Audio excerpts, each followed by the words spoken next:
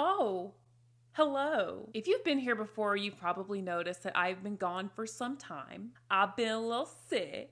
Like death warmed up. But I'm feeling better and well enough to bring you a piece of long overdue, long form content. And I just want to start today's video by saying, can we literally just stop making kids famous?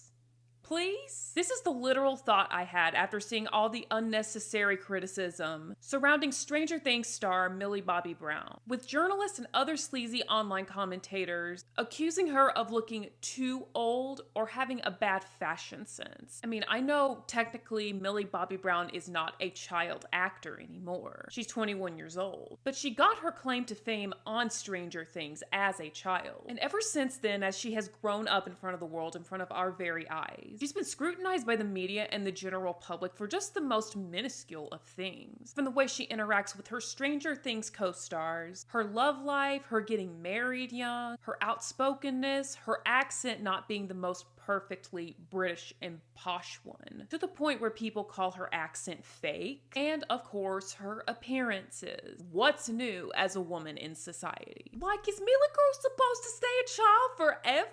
I don't think that's how the human body works, unless you're Benjamin Button, of course. I mean, all famous people are targets of criticism and opinions, but there is a very specific type of scrutiny that follows famous people that started as kids or teens, where every milestone, social faux pas, off day, bad style choice, body change is put under a microscopic lens for people to dissect and have an opinion about. That somehow snowballs into a political debate. Not only that, but this is the type of exposure that has been the catalyst for many public downfalls of child stars who spent their formative years in the spotlight. And there's also the problem with predatory behavior in the industry. And of course, the lack of supervision of these young performers, compounding the trauma of premature fame and notoriety. The topic of child stardom and whether or not it should be legal in the first place is something that has been highly debated amongst threads of conversation online. Now, I don't think that there is inherently anything wrong with children performing. It can be an outlet for some kids who genuinely enjoy what they're doing. But what I'm against is making kids stars. The reason we call it child stardom. And what is the job of a star? Going on talk shows, doing interviews all day long, having to look perfect and camera ready at all times, getting followed by the paparazzi. There's a fine line between letting a kid have a small part in a movie, where they come in and just film their parts all in 1 week,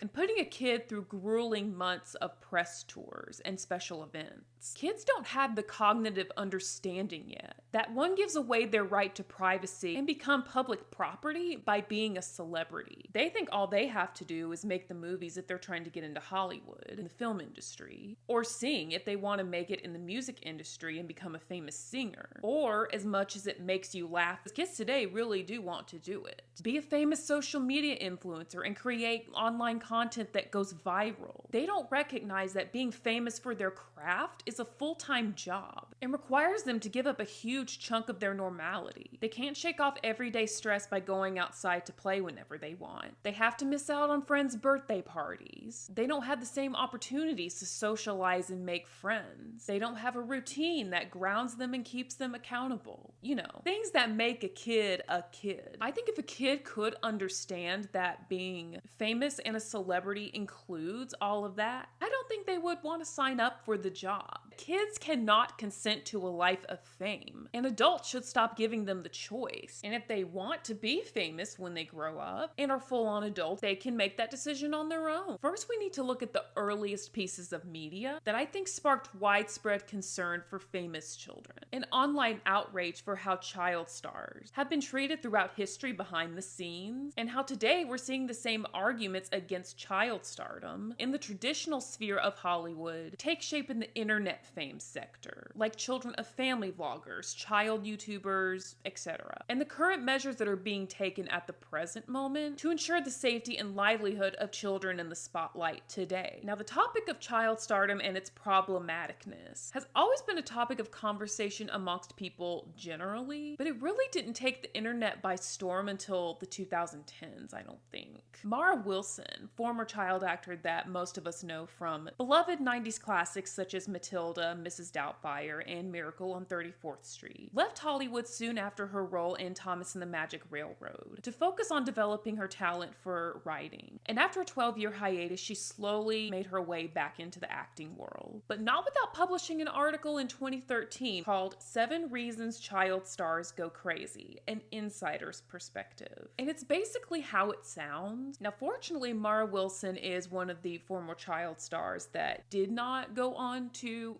go off the rails and has always kept a good head on her shoulders, which she credits due to her having good adults in her life. But she recognizes that many of her peers did not have what she had. And this article went viral AF, so much that she was even invited onto Today Australia shortly after it was released to be interviewed about how she turned out so well. I've been watching child stars go off the rails for some time now, most recently Justin Bieber and Amanda Bynes.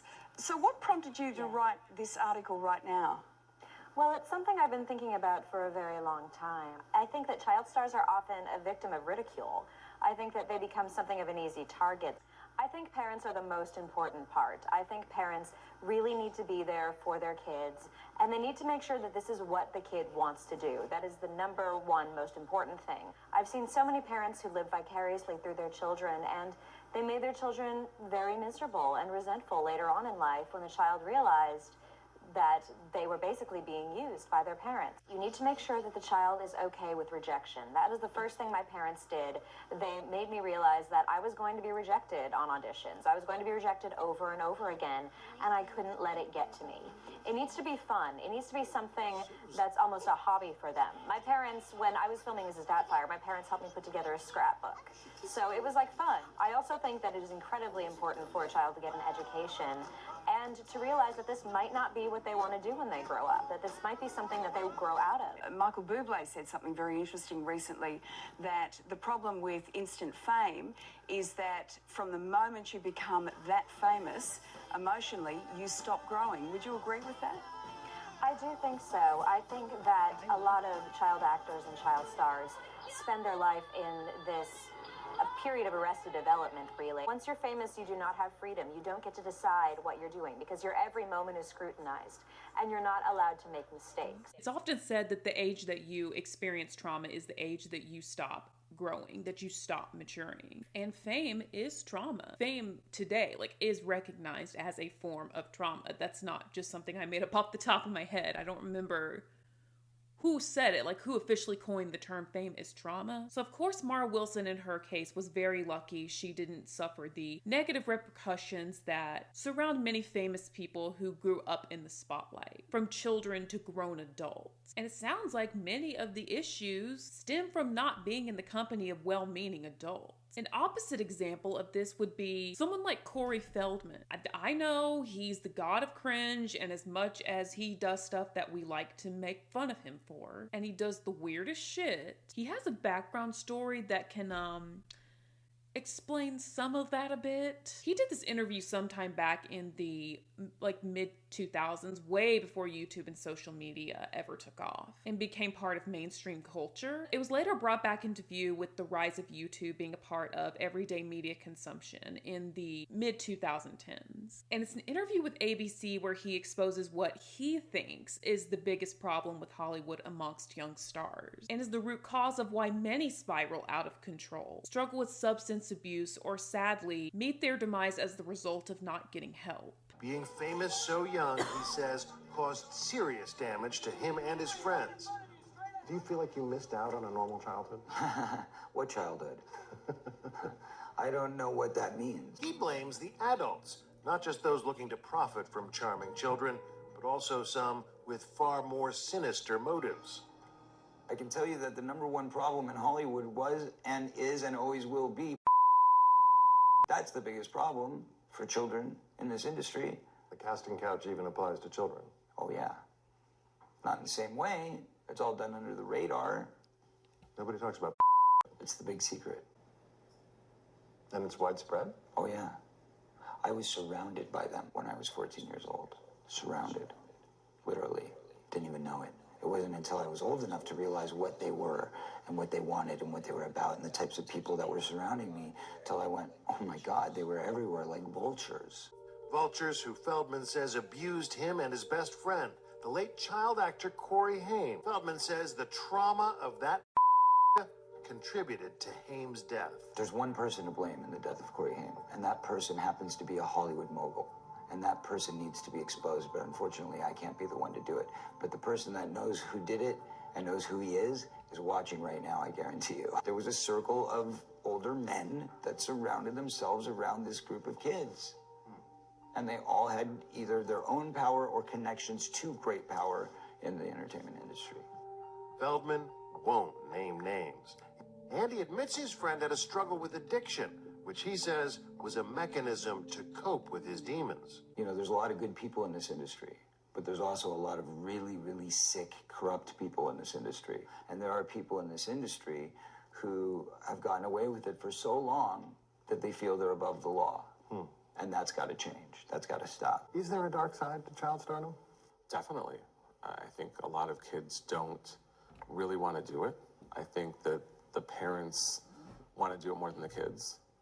Chris Snyder says for most child stars, it's the parents that can cause more damage. The biggest problem in the whole thing is when the parents start to live through the kids and quit their jobs and buy expensive houses, buy expensive cars, and the parents aren't understanding it's not going to go on forever, and it just wrecks everything.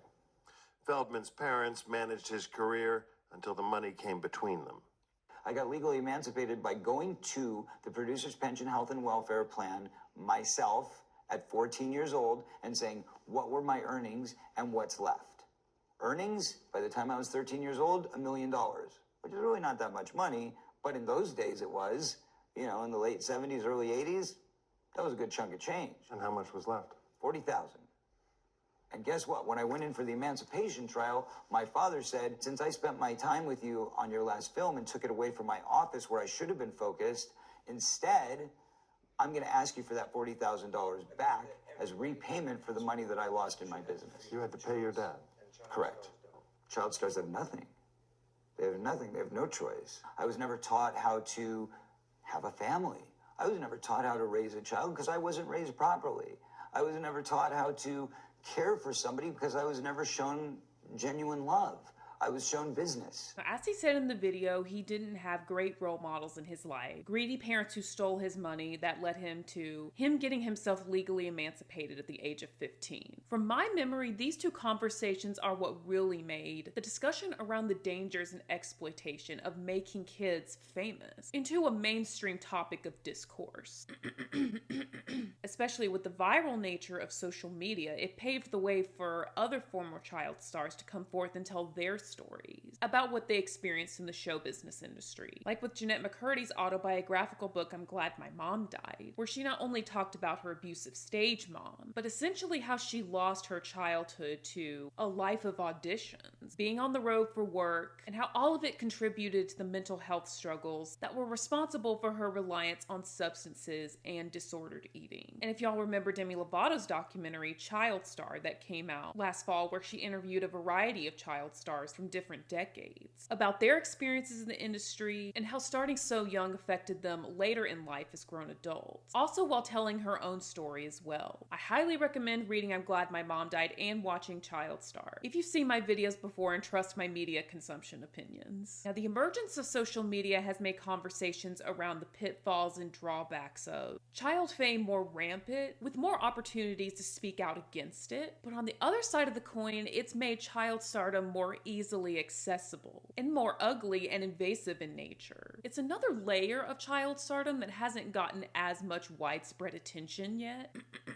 as the traditional avenues of child stardom that is obtained through avenues like acting or singing. And that is kids getting famous on the internet. It's like now with the internet, you don't even need to get into Hollywood because anybody now in the present day, if they have a social media account, can be discovered through social media. And this poses a problem for kids who post on social media or grown adults who broadcast their kids' lives on social media with their own social media account. accounts. There's another layer of exploitation and exposure that regards kids who become internet famous, or now grown-ass people who got their start on social media as kids. A good example of this would be Charli D'Amelio, who blew up on TikTok as a teen for a duet that she did with another user in July 2019. And the scary thing is, she wasn't even trying to make it or become famous for anything particular. She was just a random girl on the internet making fun stuff for her friends to see. Next thing you know, she's got millions of people following her, viewing her videos. And shortly after she gained popularity on the app, she sat down for an interview with Variety. And she had this to say about her rise to unexpected stardom. "I consider myself a normal teenager that a lot of people watch for some reason. It doesn't make sense in my head, but I'm working on understanding it." So she didn't even ask for fame, but it's how her family reacted and fed into the attention that she was getting is where it gets problematic. Could Charli D'Amelio have expressed wanting to do more with her newfound fame?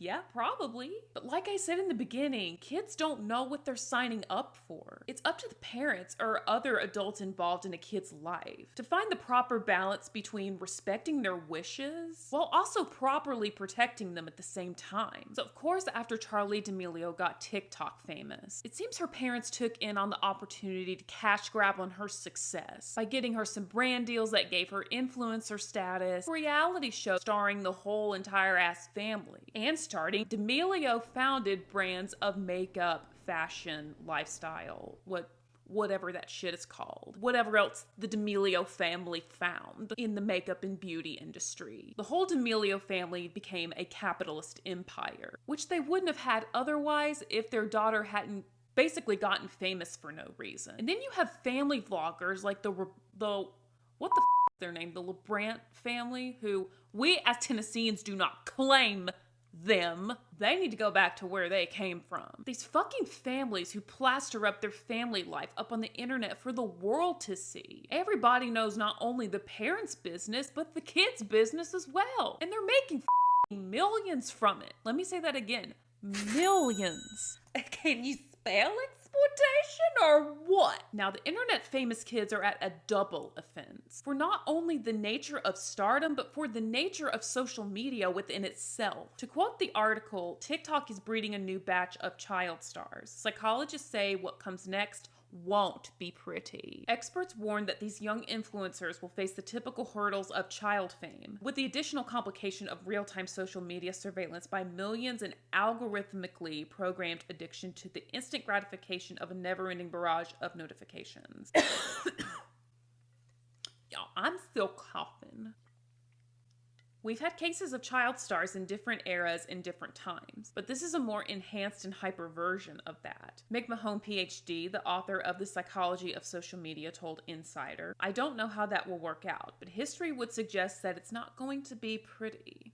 Just like the article suspected. When that quantified social success or lack thereof is magnified in the form of fame, it can be extremely difficult to find a sense of self-worth outside of that attention. With social media, people become obsessed with their own visibility. Whether they're aware of it or not, influencers are constantly fighting to be seen and battling this threat of invisibility, Mick Mahone said. So all that was basically to say that internet famous kids are at the same risk of experiencing the downfalls of those we know as traditional child stars in movies and in the music world. But it doesn't stop with child stars who found fame online, but it bleeds into the child stars working in Hollywood today. Let me show you this clip of my fave, Maya Hawke, explaining how social media plays a big role in whether or not you will get work in the industry. I think that the line between actor and celebrity has gotten extremely blurry, and I think, you know, in some ways a celebrity is someone where their personality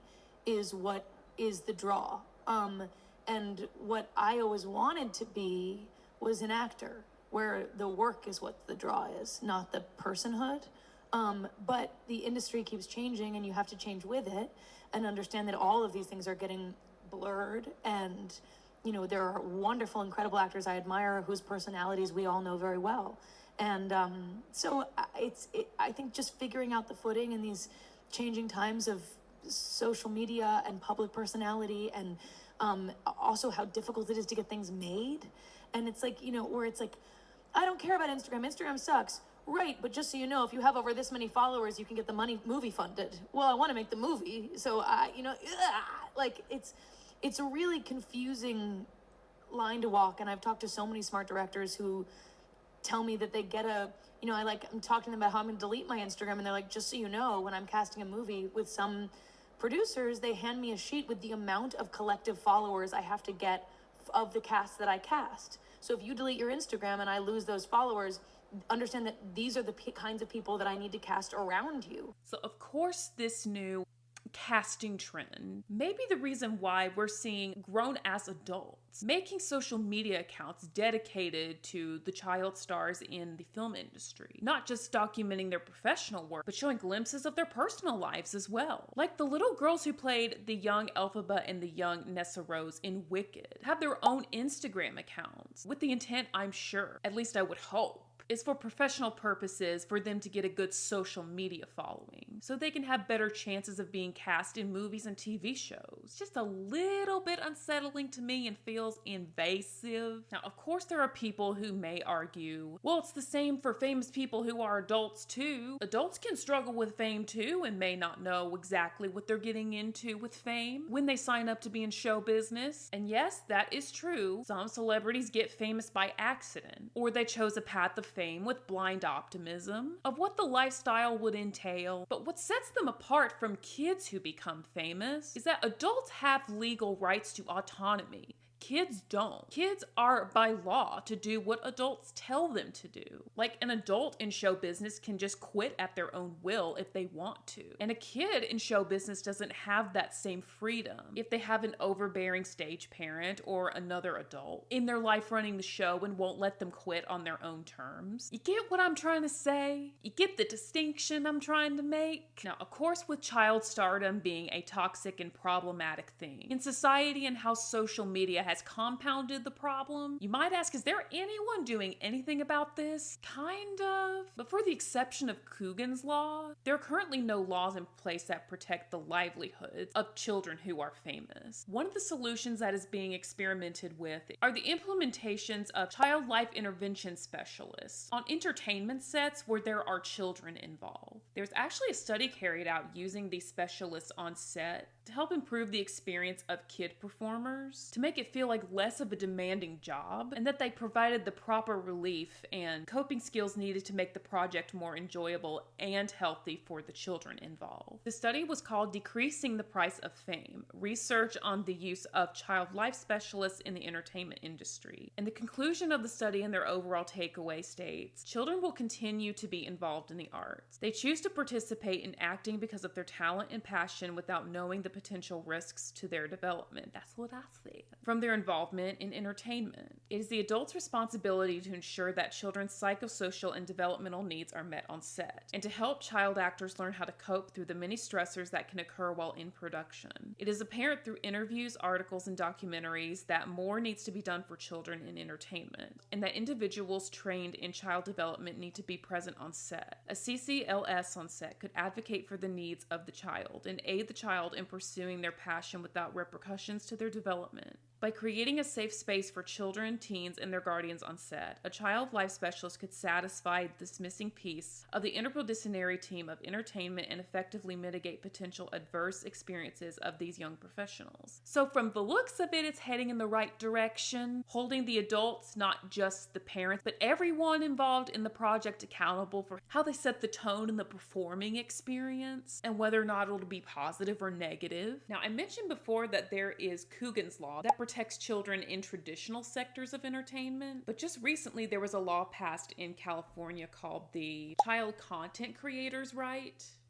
Act that protects the earnings of kids making content online until they're 18, basically mirroring Coogan's Law. And it's a law that many former child stars have been very passionate about getting passed, including Demi Lovato and Allison Stoner, have been very vocal and influential in getting it passed. Same Law that LeBrant family moved to Tennessee to get away from. But in my most humblest opinion, I think there should be a law protecting not just the earnings of famous children, but a law that protects their livelihood as well. And since there isn't any in place at the present moment I'm filming this video, is giving me the feminine urge to let you all share in the comments how you think child stars should be legally protected from the adult vultures in their life that maybe don't have their best interests at heart. What kind of law should be in place that keeps them performers and doesn't snowball them into big time celebrities? But I've said my piece for now. Thank you for watching till the very, very end. And before you go, be sure to give this video a thumbs up. And if you and I are somehow vibing,